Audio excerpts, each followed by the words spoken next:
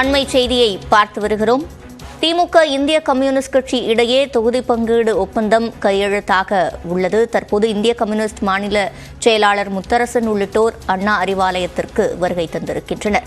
முதலமைச்சரை தற்போது இந்திய கம்யூனிஸ்ட் கட்சியினர் சந்திக்க உள்ளனர். இந்நிலையில் திமுக இந்திய கம்யூனிஸ்ட் கட்சி இடையே தொகுதி ஒப்பந்தம் கையெழுத்தாகும் என்று எதிர்பார்க்கப்படுகிறது.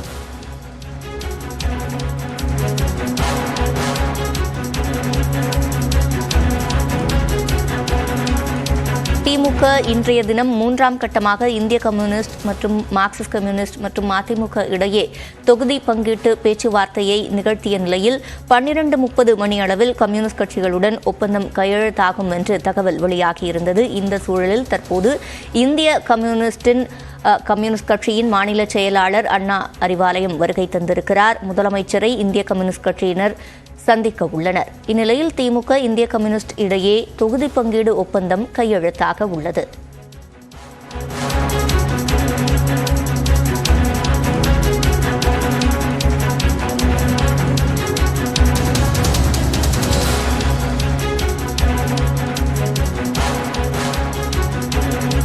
தொடர்ந்து கூடுதல் விவரங்களை செய்தியாளர் கோகுலிடம் கேட்கலாம். கோகுல், முழுமையான விவரங்கள். இந்திய கம்யூனிஸ்ட் கட்சி திமுக இடையே தொகுதி பங்கீடு ஒப்பந்தமானது இன்னும் சற்று நேரத்தில் கையெழுத்தாகிறது. திமுக தலைவரும் முதலமைச்சருமான மு.க.ஸ்டாலின் ஏற்கனவே அண்ணா அறிவாலயம் வந்திருந்த நிலையில் இந்திய கம்யூனிஸ்ட் கட்சியுடைய மாநில செயலாளர் முத்தரசன் உள்ளிட்ட தொகுதி பங்கீட்டு குழுவில் இடம்பெற்ற மூவரும் தற்போது அண்ணா அறிவாலயம் வந்திருக்கிறார்கள்.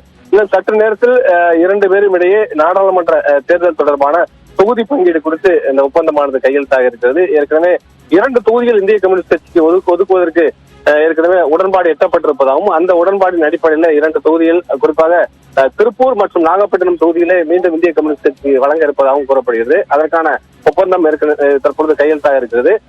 இன்னும் சற்று நேரத்தில் அதன் பின்னர் மார்க்சிஸ்ட் கம்யூனிஸ்ட் கட்சியுடைய மாநில செயலாளர் கே. பாலகிருஷ்ணன் உள்ளிட்ட அந்த மார்க்சிஸ்ட் கம்யூனிஸ்ட் கட்சியுடைய தொகுதி பங்கீட்டு குழுவினரும் அண்ணா அறிவாலயம் வர இருக்கிறார்கள். இந்திய கம்யூனிஸ்ட் கட்சியை தொடர்ந்து மார்க்சிஸ்ட் கம்யூனிஸ்ட் கட்சியிடையே தொகுதி பங்கீடு உடன்பாடும் எட்டப்பட இருக்கிறது.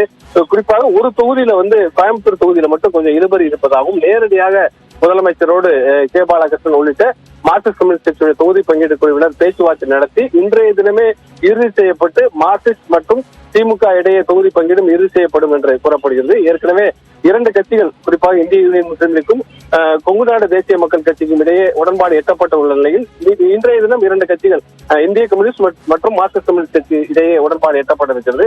தொடர்ந்து மதிமுக இடையேயான அந்த பேச்சுவார்த்தை இழுபறி இருக்கக்கூடிய நிலையில முதலமைச்சரோடு திமுக தொகுதி பங்கீட்டு குழுவினரும் ஒரு ஆலோசனை நடத்தி இன்றைய தினமே மதிமுகவையும் இந்த தொகுதி பங்கீடு உடன்பாடு இறுதி செய்யப்படுவதற்கான வாய்ப்பு இருப்பதாகவும் இன்று மாலைக்குள் அதற்கான முடிவு எட்டப்பட இருப்பதாகவும் கூறப்படுகிறது.